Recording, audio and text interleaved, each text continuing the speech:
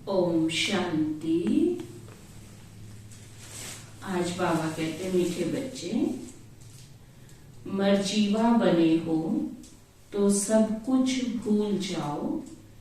एक बाप जो सुनाते हैं वही सुनो और बाप को याद करो। तुम ही संग बैठो। जब हम बाबा के बच्चे बन गए हैं, जीते जी मर गए हैं, तो बाबा कहते हैं बस अब बाबा जो सुनाते हैं वही सुनना है। बाबा संग ही बैठो। हर श्वास में, हर पल बस बाबा ही बाबा याद हो।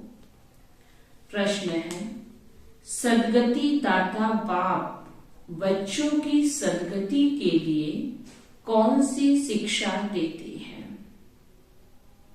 गति सदगति दाता भाग्य विधाता बाप हम बच्चों की सदगति के लिए बाबा कहते कौन सी शिक्षा देते हैं? बाबा कहते बच्चे, सदगति में जाने के लिए अशरीरी बन बाप और चक्र को याद करो। योग से तुम एवर हेल्दी निरोगी बन जाएंगे। फिर तुम्हें कोई भी कर्म कूटने नहीं पड़ेंगे। फिर बाबा ने दूसरा प्रश्न पूछा, जिनकी तकदीर में स्वर्ग के सुख नहीं है उनकी निशानी क्या होगी? स्वर्ग के सुख नहीं है, आज बाबा उनकी निशानी बता रही हैं। वह ज्ञान सुनने के लिए कहेंगे हमारे पास फुर्सत ही नहीं है। उनको जब बाबा का ज्ञान सुनने को कहेंगे तो कहेंगे हमारे पास तो फुर्सत ही नहीं है। वो कभी ब्राह्मण कुल के भांति नहीं बनेंगे। तुम्हें पता ही नहीं पड़ेगा कि भगवान भी किसी रूप में कभी आते हैं। बाबा कहते हैं ऐसी आत्माएं जो ज्ञान सुनेंगी ही नहीं, उनको कैसे पता चलेगा कि भगवान स्वयं इस धरती पर आकर हम बच्चों को पढ़ा रहे हैं। तो बाबा ने कहा ना तो वो इस ब्राह्मण परिवार का सदस्य बनेंगे और ना उनको कभी पता चलेगा कि भगवान किसी रूप में कभी आते हैं। गीत है, तुम्हारे बुलाने को जी चाहता है। ओम शांति। भगवान बैठ भक्तों को समझाते हैं। भगत है भगवान के बच्चे, सभी है भगत, बाप है एक। तो बच्चे चाहते हैं एक जन्म तो बाप के साथ ही रहकर देखें। देवताओं से भी बहुत जन्म बीते, आसुरी संप्रदाय के साथ भी बहुत जन्म बीते। अब भक्तों की दिल होती है एक जन्म तो भगवान के बनकर भगवान के साथ रहकर देखें। 84 के चक्र को देखें तो बाबा कहते देवताओं के साथ भी बहुत जन्म हम सब ने बिताए। फिर बाबा कहते हैं दुनियावी आत्माओं के साथ, भक्तों के साथ भी बहुत जन्म हमने बिताए। अब एक अंतिम जन्म, छोटा सा जन्म तो भगवान के साथ रहकर देखें। अभी तुम भगवान के बने हो, मर्जीवा बने हो तो भगवान के साथ रहते हो। यह जो अमूल्य अंतिम जीवन है इसमें तुम परम पिता परमात्मा के साथ रहते हो। गायन भी है, तुम ही से खाऊं, तुम ही से बैठूं, तुम ही से सुनो। जो मर्जीवा बनते हैं उनके लिए यह जन्म साथ रहना होता है। जब बाबा के बन गए जीते जी तो अब यह जन्म बाप के साथ रहना है। एक ही बार आकर बच्चों की सर्व कामनाएं पूर्ण कर लेते हैं। भक्ति मार्ग में मांगते बहुत हैं।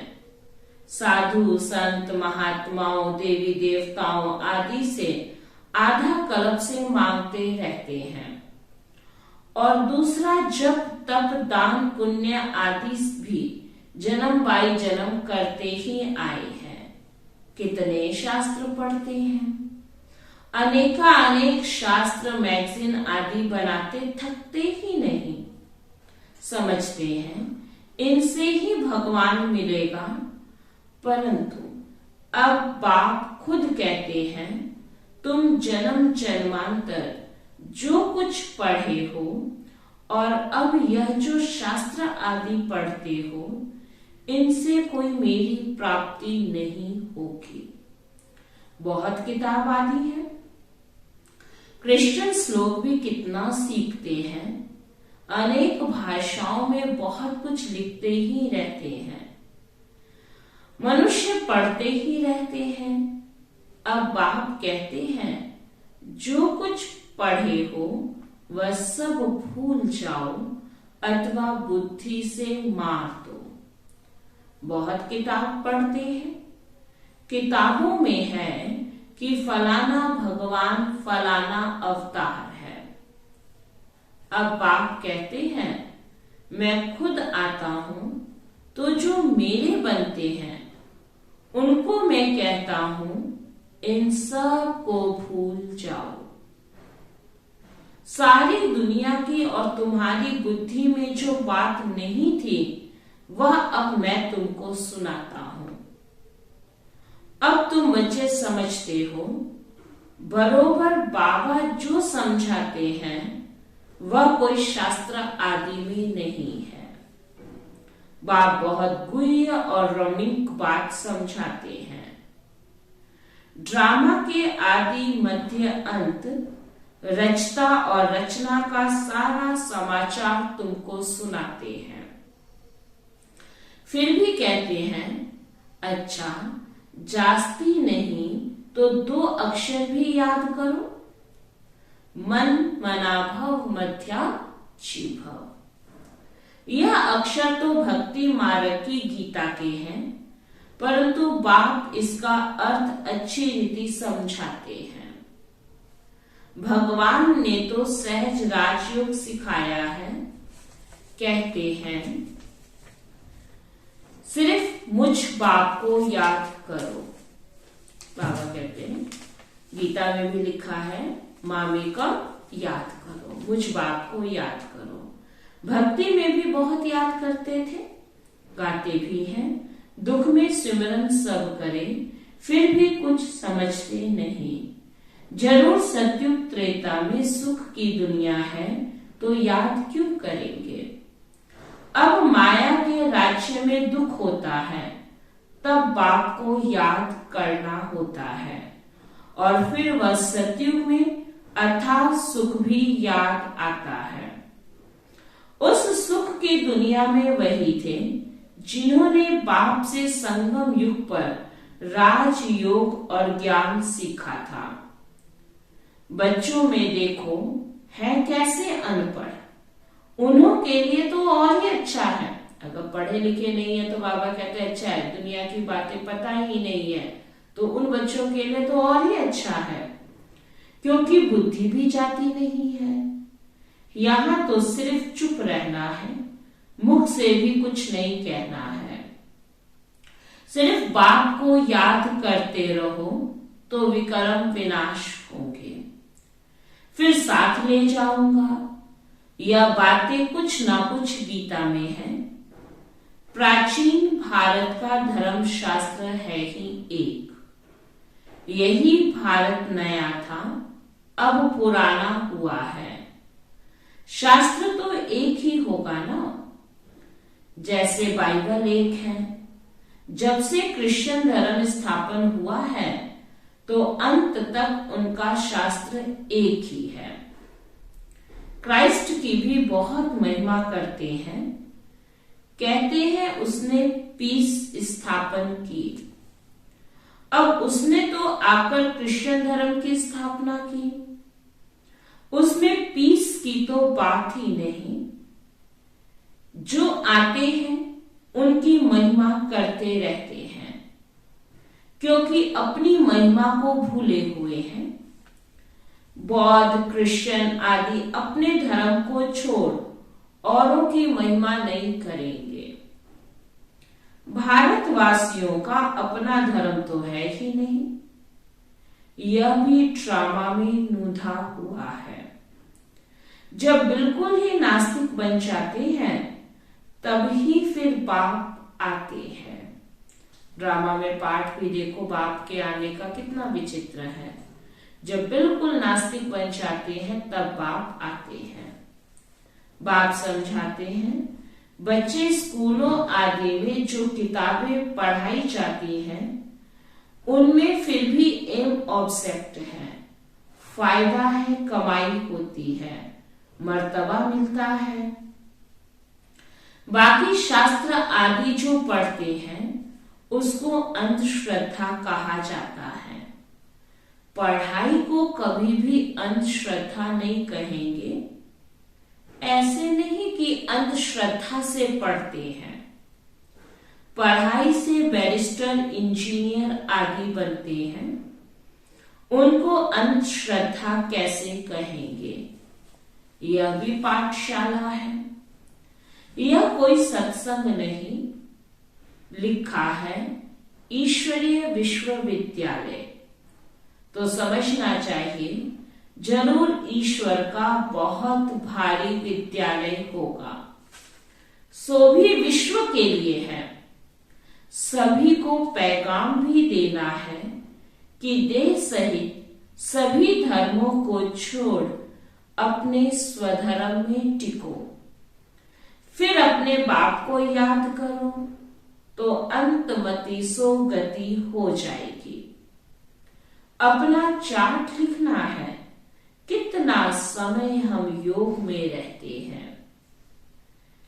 ऐसे नहीं हर एक रेगुलर चार्ट लिखेंगे, नहीं, थक जाते हैं। वास्तव में क्या करना है, रोज अपना मुंह आईने में देखना है तो पता पड़ेगा हमारा आईना कौन सा है।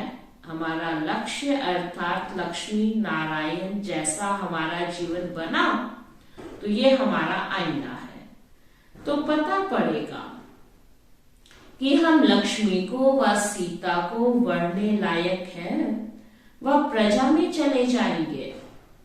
पुरुषार्थ तीव्र कराने के लिए चार्ट लिखने को कहा जाता है और देख भी सकते हैं कि हमने कितना समय शिव बाबा को याद किया। सारी दिनचर्या सामने आ जाती है। जैसे छोटेपन से लेकर सारे आयु की जीवन याद रहती है ना, तो क्या एक दिन का याद नहीं पड़ेगा? देखना है हम बाबा को और चक्र को कितना समय याद करते हैं। ऐसी प्रैक्टिस करने से रुद्र माला में पिरोने के लिए दौड़ी जल्द पहनेंगे। यह है योग की यात्रा, जिसको और कोई जानते नहीं तो सिखा कैसे सकते। तुम जानते हो अब बाबा के पास लौटना है।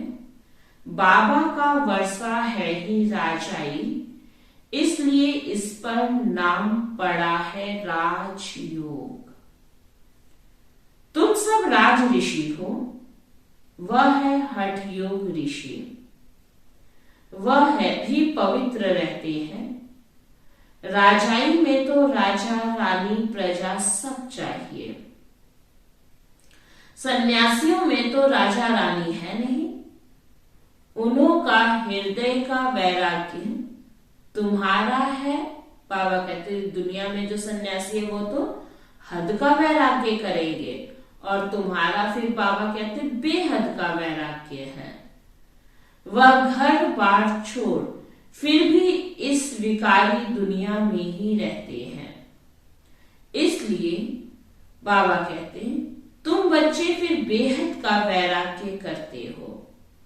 तुम्हारे लिए तो इस दुनिया के बाद फिर है स्वर्ग दैवी बगीचा, तो वही याद पड़ेगा। यह बात तुम बच्चे ही बुद्धि में रख सकते हो। बहुत हैं जो चार्ट लिख भी नहीं सकते। बाबा कहते हैं बहुत ऐसे बच्चे हैं जो अपना चाट नहीं दिखते, चलते चलते थक पड़ते हैं। बाबा कहते हैं, बच्चे अपने पास नोट करो कि कितना समय मोस्ट बिलव्ड बाप को याद किया। जिस बाप की याद से ही वर्षा लेना है, जब राजाई का वर्षा लेना है तो प्रजा भी बनानी है। बाबा स्वर्ग का रचयिता है, तो उनसे क्यों नहीं स्वर्ग का वर्षा मिलना चाहिए।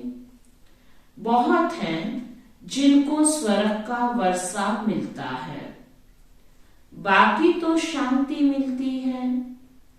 बाप सभी बच्चों को कहते हैं, बच्चे देह सहित देह के सभी संबंधों को भूलो। तुम अशरीरी आए थे, 84 जन्म भोगे, अब फिर अशरीरी बनो। क्रिश्चियन धर्म वालों को भी कहेंगे, तुम क्राइस्ट के पिछाड़ी आए हो। तुम भी बिगड़ शरीर आए थे, यहां शरीर लेकर पाठ बजाया, अब तुम्हारा भी पाठ पूरा होता है। कलयुग का अंत आ गया है, अब तुम बाप को याद करो। मुक्ति धाम वाले सुनकर बहुत खुश होंगे, वह चाहते ही मुक्ति है, समझते हैं जीवन मुक्ति सुख पाकर फिर भी तो दुख में आएंगे, इससे तो मुक्ति अच्छी है ना। अगर हम सतयुग में जाएंगे तो फिर जन्म मरण के चक्र में आएंगे, तो क्यों ना, इससे तो मुक्ति ही अच्छी है। यह नहीं जानते कि सुख तो बहुत है ना, जीवन मुक्ति में सुख कितना है। कहते हैं हम आत्माएं परम धाम में बाप के साथ रहने वाली हैं, परंतु परम धाम को अब भूल गए हैं। बाप आकर सभी मैसेंजर्स को भेजते हैं, वास्तव में कोई भेजता नहीं, यह सब ड्रामा बना हुआ है। हम तो सारे ड्रामा को जान गए हैं। तुम बच्चों की बुद्धि में बाप और चक्र याद है, तुम चक्रवर्ती राजा अवश्य बनेंगे।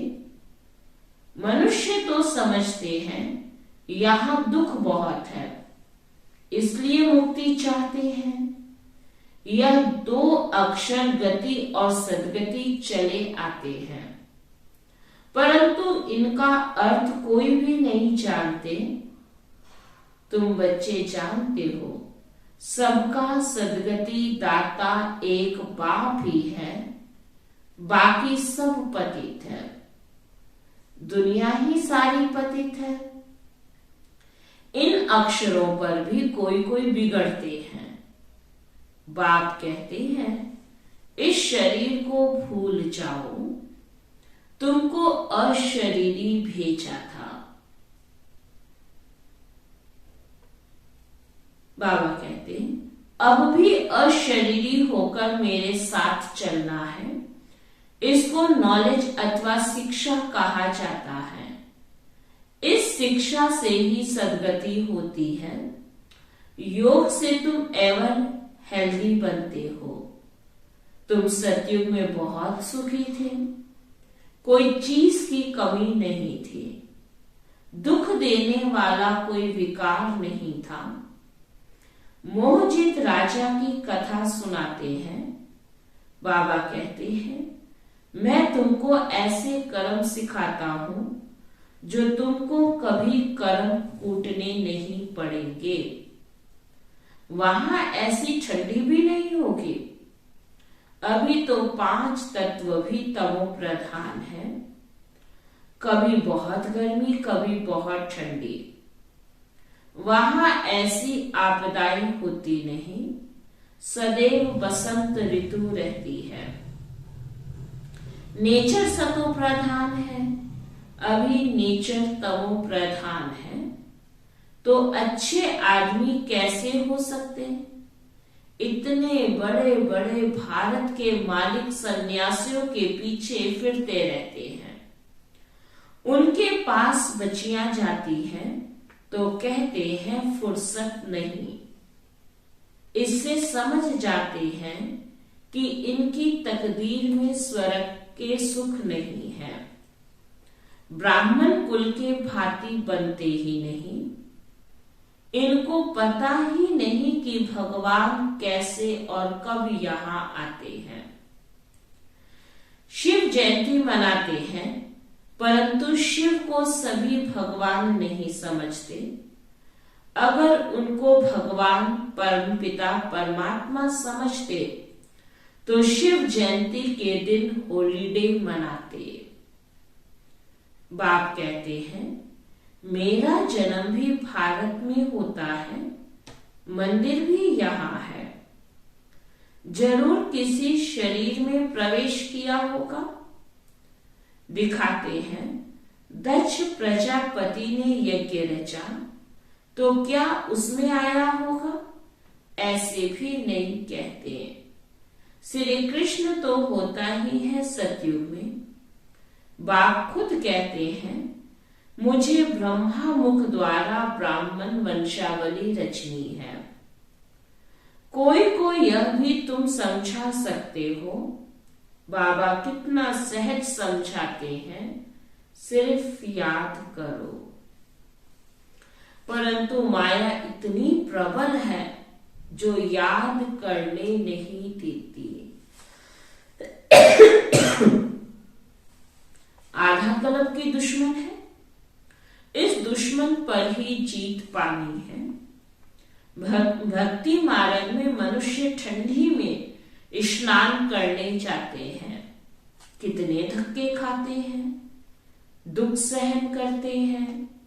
यहाँ तो पाठशाला है, पढ़ना है। इसमें धक्के खाने की कोई बात ही नहीं है। पाठशाला में पढ़ाई होती है और पढ़ाई में धक्के की कोई बात नहीं। पाठशाला में ब्लाइंड फेथ की भी बात नहीं।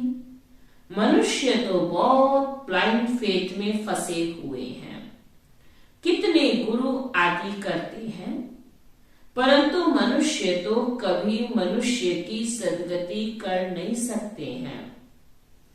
जो भी मनुष्यों को गुरु बनाते हैं वह ब्लाइंड फेथ हुआ ना। आजकल छोटे बच्चों को भी गुरु कराते हैं। नहीं तो कायदा है। पहले क्या कायदा होता था कि वानप्रस्थ में गुरु करने का। अच्छा, मीठे मीठे सिकी लदे बच्चों प्रति मात पिता बाप दादा का याद प्यार और गुड मॉर्निंग। रूहानी बाप की रूहानी बच्चों को नमस्ते।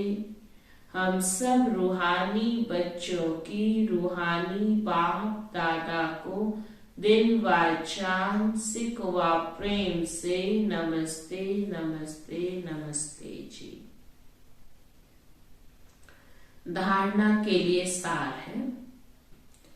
तीव्र पुरुषार्थ के लिए याद का चार्ट जरूर रखना है। रोज आईने में अपना मुंह देखना है, चेक करना है। हम मोस्ट बिलव्ड बाप को कितना समय याद करते हैं। जो कुछ पढ़ा है वह भी भूल चुप रहना है। इसलिए आज बाबा ने कहा अनपढ़ हो तो बहुत अच्छा। इसलिए बाबा कहते भक्ति मार्ग में जो कुछ पढ़ा है सब कुछ भूल कर चुप रहना है। मुख से कुछ भी कहना नहीं है। बाप की याद से विकर्म विनाश करने हैं। वरदान है, हर बात में मुख से व मन से बाबा बाबा कह मैपल को समाप्त करने वाले सफलता मूर्त भव। हर बात में मुख से व मन से बाबा बाबा कह मैंपन को समाप्त करने वाले सफलता मूर्त भव। आप अनेक आत्माओं के उमंग उत्साह को बढ़ाने के निमित्त बच्चे कभी भी मैंपन में नहीं आना। मैंने किया नहीं, बाबा ने निमित्त बनाया। मैं के बजाय मेरा बाबा, मैंने किया, मैंने कहा, यह नहीं। बाबा ने कराया, बाबा ने किया तो सफलता मूर्त बन जाएंगे। जितना आपके मुख से बाबा बाबा निकलेगा उतना अनेकों को बाबा का बना सकेंगे। सबके मुख से यही निकले कि इनकी तात और बात में बस बाबा ही बाबा है। स्लोगन है, संगम युग पर अपने तन मन धन को सफल करना और सर्व खजानों को बढ़ाना ही समझदारी है। ये संगम युग चल रहा है।